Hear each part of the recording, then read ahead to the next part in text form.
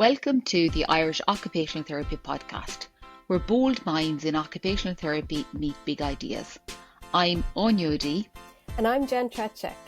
And in this season of the Irish Occupational Therapy podcast, each week we're going to sit down with leading OTs, entrepreneurs and thought leaders from Ireland and abroad who are pushing boundaries, building new paths, solidifying and reshaping what it means to be an occupational therapist today. From startups to social impact, leadership to lifelong learning, if you are thinking beyond traditional practice, you're in the right place. So strap in for season 5 of the Irish Occupational Therapy podcast.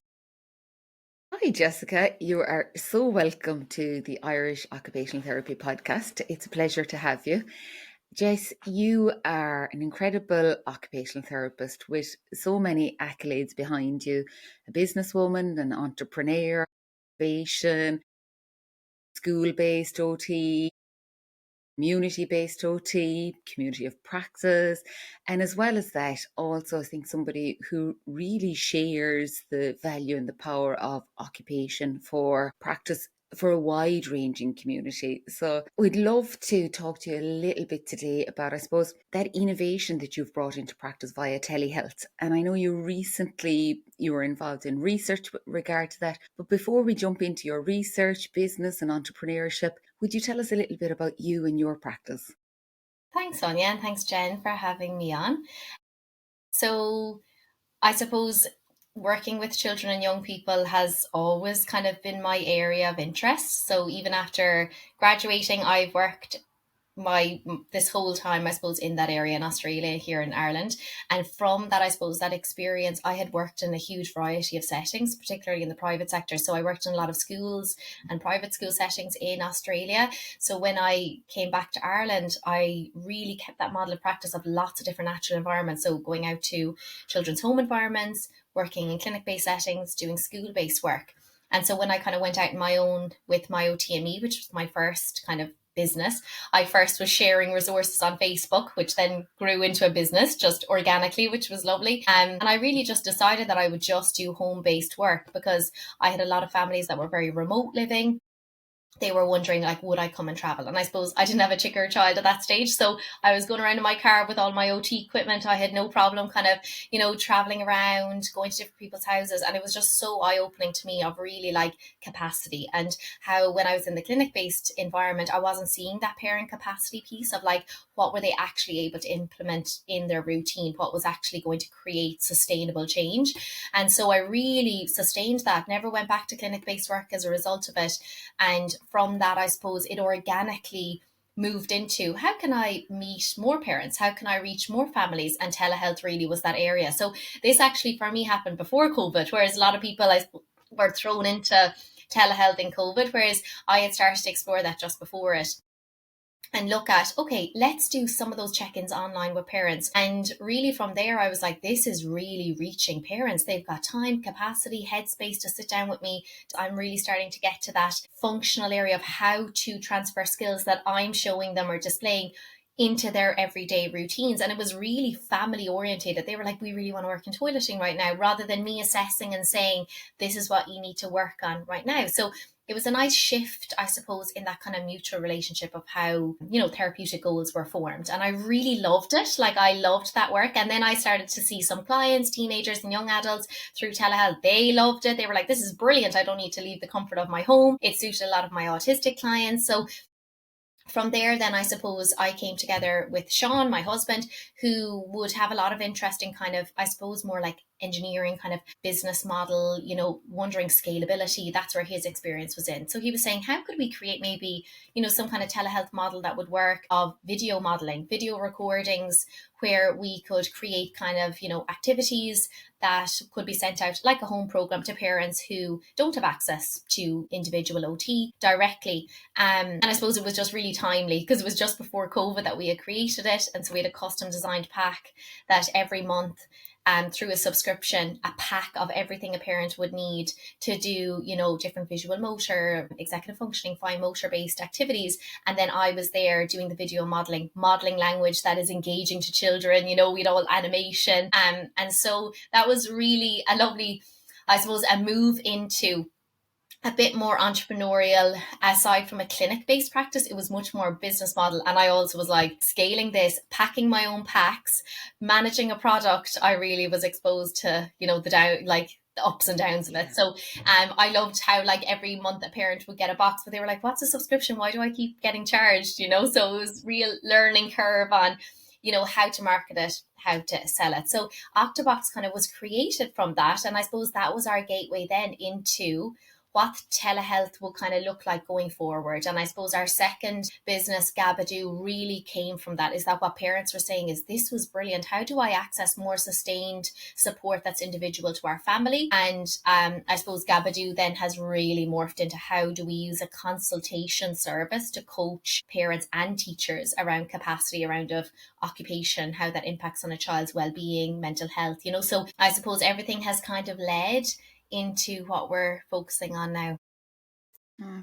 Tell us a little bit more about Gabadoo.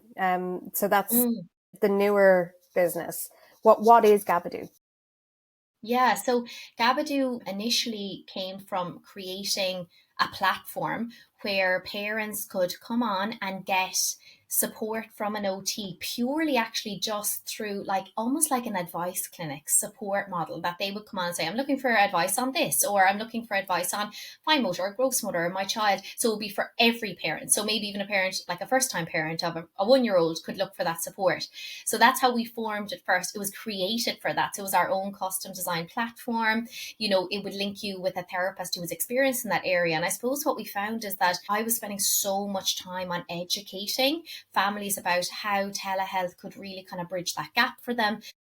So we kind of had to pivot a little bit into a lot of teachers were reaching out to us being like, can we access the service? Like, is this something that we could access for a student? And we could see that there was a real drive from them. Like they were more aware of the area they wanted support around, whereas parents needed more of that guidance. So we shifted into a model of video consultations for parents, followed by a plan through our system. But for teachers, it was really a teacher could be set up on our dashboard. They could book a consultation with an OT or an SLT. They have the video consultation and then they get sent a plan afterwards where we have a huge bank of videos, resources, and it's all done through our system. So basically the school can log in, see all their GABA plans, we call them, that have been sent. They can book in consultations with a therapist. And so that was really interesting, pivoting to more schools and supporting schools. And I suppose from doing that, parents were also using the service just organically because they were hearing from school. So I found that referral route was actually more helpful, that it was coming from the teacher saying, well, have you thought about maybe seeking some support through this platform, while also awaiting an assessment, or, while also waiting for, let's say, some of that individual. So it was real that like sustained model, but like a supplementary service that was going alongside it. And I suppose we've been lucky enough this year. The problem with this as a business model is funding it for schools is just so challenging. And so we were really lucky to get some grants and some supports this year, which meant that we could supply a huge amount of services to certain schools. And we're really looking now, how do we do that sustained model going forward? And I suppose, look, we know that there's kind of supplementary to that, we've got like the rollout of therapy services publicly in terms of putting therapists into schools. Our model is a little bit different in terms of ours is all about sustained support. Now, I'm not sure of the ins and outs of what they entail in terms of the public rollout, but what we have found is they want a crisis model that they can actually get the support when it's happening. Not that there's a crisis, but when they have that concern, they want access there and then, and they need to talk through their reasoning, their decision making, to understand what that interdisciplinary view would look like, rather than I learned this skill, now I can apply it. Whereas actually really tricky for them is that implementation piece when they're at capacity. So it's that sounding board of, oh, that's really good, giving them validation, co-regulating with teachers, and validating the fact that they have a small window. And we are there then to clinically reason how they will inbuilt that knowledge into what they're already doing, as opposed to, this is what you should be doing. Now we expect you to process that within your role and implement it. My experience is that teaching staff don't have that capacity at the moment because the classroom environment is so stressful and so challenging, and they're expected to all of a sudden know how to be neuroaffirmative, how to be strengths-based from reading it, which is, as we know, impossible. Like, you actually really have to practice it to like understand how it looks even. It's very interesting listening to you describe that, Jess, because what comes up is this parallel between when I say clinical, like the occupational therapist, as in how we practice with our clients, and now shifting that evidence to how we practice with others and collaborate. That actually you can hear that in the school setting, that actually the intervention for teachers needs to be that if the teacher or the school is the client, needs to be tailored. It needs to be at the right time. It needs to be feasible and realistic. And it's interesting because like all of the research around like not, non-pharmacological or health interventions points towards this bit of that actually interventions should be best practice, individualized, tailored, realistic, feasible. And it's just so interesting seeing that because the challenges that schools are experiencing of like, we'll share the knowledge with you and now off you go and implement it. And for years, we've known that implementation does not happen on the back of just knowledge sharing. And I think what's really challenging is that there are some brilliant, rollouts of pilots and therapists in schools, and they're doing such important work, like setting up sensory stations, educating staff. But I think what's very challenging for therapists in this role is you need to have a lot of experience. You need to have a lot of clinical based experience because the questions that are coming up are challenging. Like they challenge my own clinical reasoning. They challenge an area that is around behavior that we sometimes, I have seen therapists take a little bit of a step back of, certain behaviors, maybe that's not the role of OT. Whereas I would see that most conversations that a teacher brings up, there is an occupational view that needs to be kind of voiced, So I think it's really important as a profession that we get the experience that we need in that clinical practice so that we're able to meet that teacher with sound advice, like that they are, the time is worthwhile. And teachers have commented in our feedback, taking that time out of my classroom, getting cover was worthwhile. I got something from that.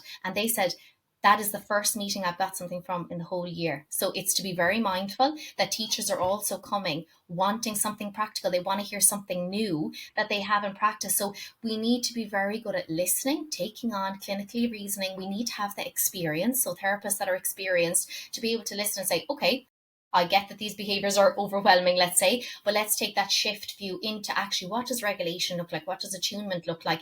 Helping them to really practice that. But you need to have done that hundreds of times, thousands of times to understand. You can't read that. It's how we feel. And that's what's lovely about OT. It's really, and it's what's lovely about when I work in the private sector, I do things, make changes to my business based on how I feel about it, how it feels to me, and so obviously we're driven by evidence, but also we're driven by constant feedback of that didn't feel right, that didn't really look right, maybe this has been influenced by another profession that isn't actually OT. So I think it's really getting to the core of that is important for us because teachers really respond to it because they can resonate. They're doers. They love that. They're like, oh my God, I made that change and it was so simple and it worked, as opposed to a lot of theory, I think, is very overwhelming to any professional, in any role. Yeah. The platform, you won an award for it, a tech award, which is congratulations on that. In terms of feedback, has there been any kind of kickback or any kind of negative feedback in relation to it? Because it is quite a new way of working and a new model, which is really exciting, but also can bring challenges.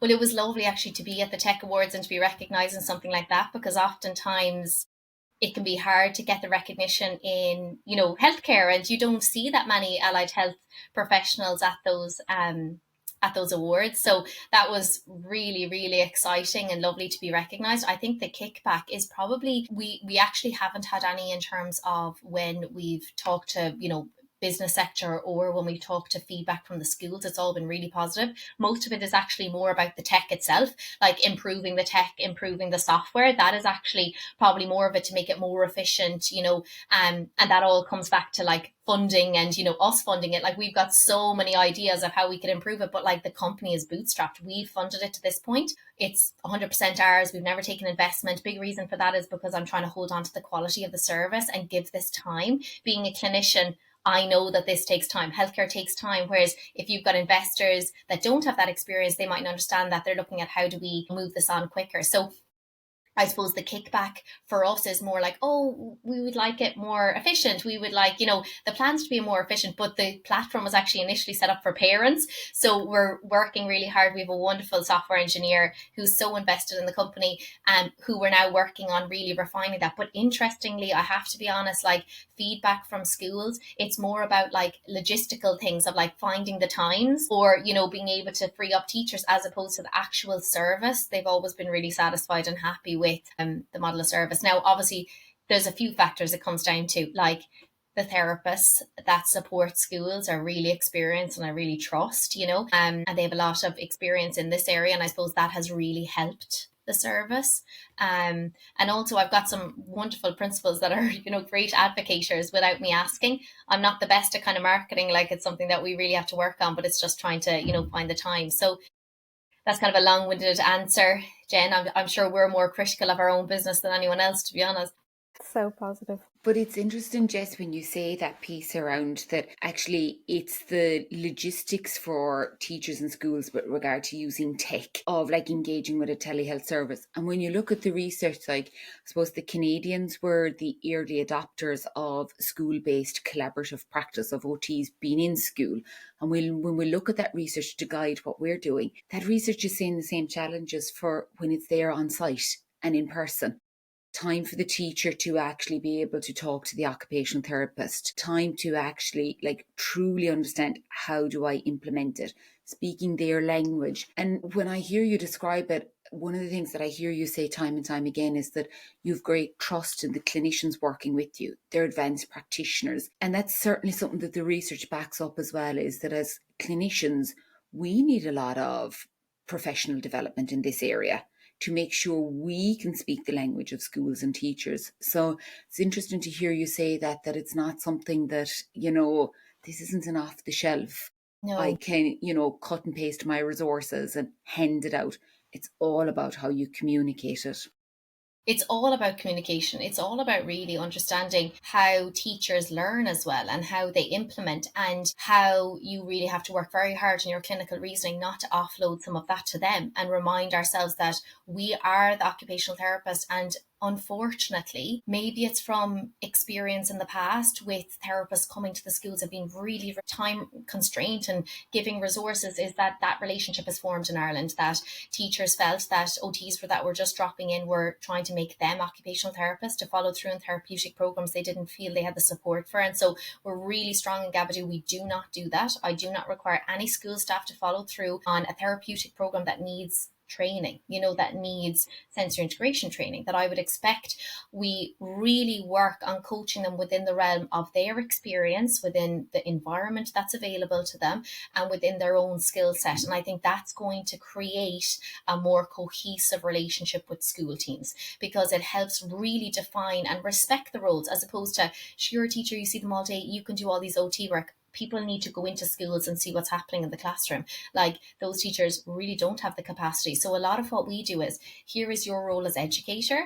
How does occupational therapy knowledge impact on the education of this student? Okay, so arousal states, regulation, classroom movement breaks, environmental adaptations. So now let's look at how we can adapt what you're already doing to really help that education, the educating of the staff. And I think particularly important for autism class teachers who feel that there's a little bit of an identity crisis for them, is that they feel they're no longer a teacher in the classroom in certain classrooms, and that they don't have the capacity to meet the social emotional needs in the class, the sensory needs, and they don't feel skilled enough, and they're losing confidence. I can't get over some really excellent teachers losing confidence in their ability to meet the needs of their classroom, because that hasn't been properly framed about what learning can look like, how that can be adapted, and giving them permission to say what you're doing is a great job. You're really being individualized, you're being strengths-based, So sometimes, and people don't talk about it, it is easier to use behavioral model practice. You have to do this first, then this. This is what you have to do in the day. Like, a compliance-based model for some degrees is a little bit easier. You're like, you have to do this. It's a tick boxing. This is what I got covered in the day, as opposed to being actually attuned and strengths-based is graft. it's hard work. Like, there's so much co-regulation. You're exhausted at the end of the day. Like, I remember saying to a principal recently, I was like, be very careful who you put in the autism class or in a class with a lot of diverse, neurodivergent needs. Make sure it isn't a person who's just had their first baby, you know, or like is going through a massive change in their own personal life, because you need that own capacity for co-regulation, you know. And I think that piece, sometimes it's that right fit, isn't it? It's that goodness of fit as well for like teachers' strengths and where they're positioned in the school, you know, and sometimes that's where we see that lovely goodness of fit as well in classrooms. But yeah, no, it's speaking the language, and it's knowing, like, I suppose I have a lot of personal experience as well. Like, literally, I'd say 75% of my family are teachers. So I've listened to this from a very young age. Both my parents are primary school teachers. My mom was in DESH for 30 years. You know, my dad was, so like, I've listened to a lot of these conversations around the table. So it's really intrigued me on the way that our brains work are very different, and how to be able to kind of bring that together a little bit is really core, I think, for this service anyway. It sounds like there's something about the system and the environment and the role that that plays as well. So it's not just about the teacher and the kids in their class. It's about what the system is asking of teachers in terms of outcomes or results or learning specific kind of materials. That just adds an additional pressure. But I wonder, Jess, in terms of interacting with teachers and, you know, through Gabadoo, would you see, are the needs of students in classes becoming more complex? Are they changing, or is it more our awareness of the needs that's changing? It's probably a combination, you know. I suppose, like, in like, even just since I've been going into classes, I probably do see that there is more complex potentially needs coming into the infant classes, you know, for teachers, whether it's just that parents are more aware and children aren't masking as much in school, that maybe there's a growing awareness, and maybe we are using less compliance based approaches, and as a result, you know, that more strengths based approach, you are seeing that authentic self in the class, you know. And with that, but like, in my own experience, I definitely have seen an increase in, you know, sensory needs that are influencing the way that the teacher educates in the classroom, for sure.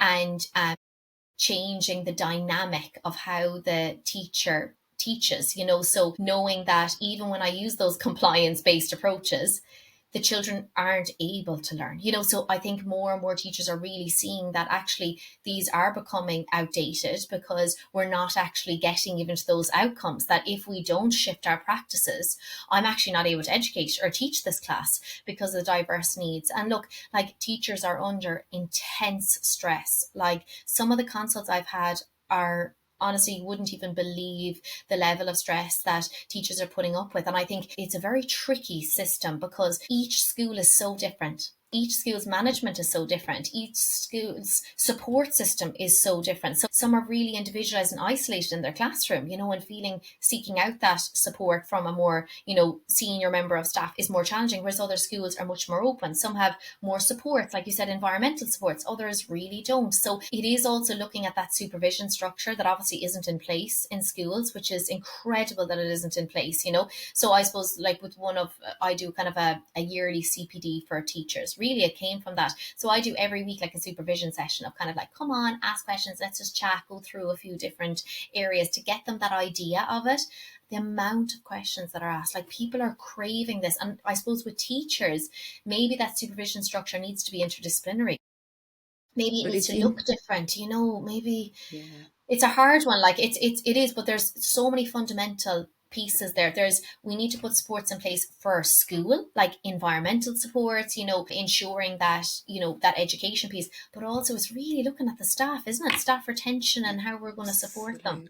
When you say that, Jess, of that the supervision structure isn't there and how Gabadoo has supported that need, but it's so important, because when you look at the research around, you know, professions like teaching, health professionals, that piece around reflection is a core competency. You know, teachers have to do it every summer. They have their learning, but we're expecting teachers to ultimately reflect on their own when they are time poor and already very stressed and overwhelmed with the workload. So objectively, it's not fitting with the evidence that actually you need another person to engage in reflection with, to get another perspective, to be able to validate, to be able to provide feedback, to be able to debrief. And all of those things are the things that help us to cope with the demands and the pressures of our workload. So we're not getting the fundamentals right to support teachers. And you're right, Jess, when you look across professions, teaching, I don't know the exact statistics on it, but the gender balances, we've a much higher proportion of women teachers who we know from other research are, they're engaged in carer roles, they have additional life pressures, and we're expecting them to come in and manage all of this and show up for sometimes the most vulnerable of children who really need it in a poorly supported system. And I think exactly as you touched on there, it's important that they recognize that teachers want this, SNAs want this experience. And oftentimes they'll even say, I'm using that at home now with my own kids. That's the one thing about female dominated professions. They often will take on that information personally and find it really interesting. It's almost like a special interest. I want to know this because I'm doing it day in, day out, So I think the piece around the supervision that's been so interesting is exactly as you said, it's space for reflection. I don't need to be a teacher to do that supervision, to listen in that space, but they don't have that capacity within the day to be able to do that reflection. And very interesting, it's actually come up on several different interviews that I did with teachers and principals. They were like, we're institutionalized. They actually use that phrase, we're institutionalized in our thinking, in our training, that when we need to think outside the box, it's incredibly challenging for us. So if a teacher is looking for that support from the deputy principal, from the Senko, they're all from that same thinking pattern. Whereas sometimes when I'll do, they're like, that is so simple, why we never even thought of it. But that's because OTs are traditionally going, okay, environmental adaptations, changes in interest. We think about occupation such a different way. I've learned, I cannot believe how differently we think. It's unbelievable to teaching staff. So it is such an interest. I feel like we complement teaching so well, better than any other profession. It really is like the bread and butter of how we function. It's just such a lovely natural environment to support children, because really it can be the making or breaking of their well-being at times, and I think we're really seeing that, aren't we, with school refusal and mental health challenges, is that it is such a huge cohort of time, that is in that middle of the day where the main co-regulator for a child isn't there. And it's a vulnerable time. It's such a vulnerable time for, some of our autistic kids that are inside in the school. It's such a vulnerable time for parents, that handing your little precious bundle over, and then you've got a teacher who's really trying their best within their capacity. It's just not really good enough that they're not given the support, So I think it's hard for us sometimes is because really our model of practice is that it's supervision, it's consultancy, it's coaching, teacher capacity, but oftentimes the funding isn't there for that, because they want it to be that individual work with the child without recognizing the fact that actually this reaches so many more children, this retains staff, this impacts on early intervention with children, this impacts on the economy much more than me spending my time when we're so low on OTs experience in this area. It's just the scalability part kills me, I'll be honest. There that view of how we actually look at scaling our knowledge, there's so little OTs in this area to meet the need that's only growing. We have to look outside the box, but those thinking patterns are slow. I've been talking to you, Áine, for years about it. It just takes time, but we're just hoping to see a bit of that change. Absolutely. You're definitely leading the way in that change, Jess, and it's really lovely to see somebody who is thinking outside the box and looking at different ways to offer support. So really well done on the development, and I'm really looking forward to seeing what else Gabadoo brings, how it evolves, and hopefully scales to reach all the schools that need it. Thank you so much for joining us today, and it'd be great to get you back at some stage and talk some more about stepping into this area. Thanks, Jess. Thanks a million. Thank you, Jess. That's it for this episode of the Irish Occupational Therapy podcast. Thanks so much for listening. If today's conversation sparked an idea, challenged your thinking, or made you feel seen, we'd love if you shared it with a friend or colleague. Don't forget to subscribe so you never miss a chat with the people who are shaping the future of occupational therapy in Ireland and beyond. You can follow us on Instagram or drop us a message. We'd love to hear your thoughts. Until next time, take care and keep pushing the boundaries of what is possible within occupational therapy.